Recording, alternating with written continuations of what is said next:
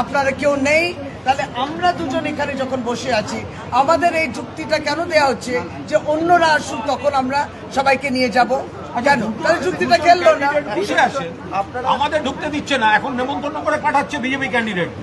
আপনারা বিষয়টা একটা জানতে পারলেন কিভাবে? আমরা 4:30 পরে তো ক্যামেরাতে মুভমেন্ট দেখছি, ক্যামেরা নাম্বার 17-এ মুভমেন্ট। তারপরে তো আসলে আমাদের লোকেরা ইলেকশন কমিশনের এই স্ক্রুটিনির কাজে 3:30 4টে অব্দি তো এখানেই ছিল, ফলে তাদেরকে জানানো হয়নি যে এখানে আবার ওই মেশিন খোলা হবে। এবার শেষ মুহূর্তে একটা করে মেল পাঠিয়ে দেওয়া হয়েছে, রুটিন, ওরা হরবকত মেল পাঠায় নানা রকম।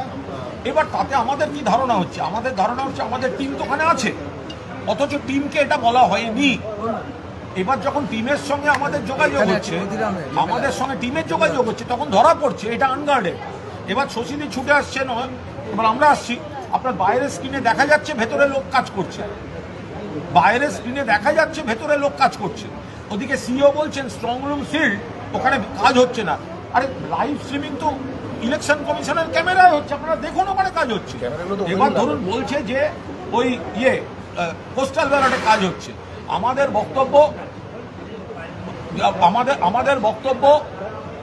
বক্তব্য হচ্ছে যে যদি পোস্টাল ব্যালটেই হয় তো তাহলে সেই পোস্টাল ব্যালটগুলো এলো কোথা থেকে? তো তার তো কোনো সোর্স এই ভিডিও ক্যামেরায় নেই।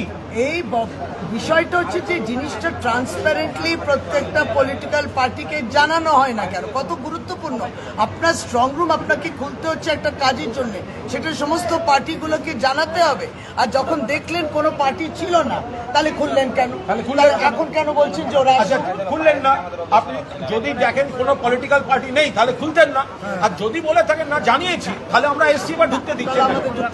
এই চিন্তাটার মানে কি?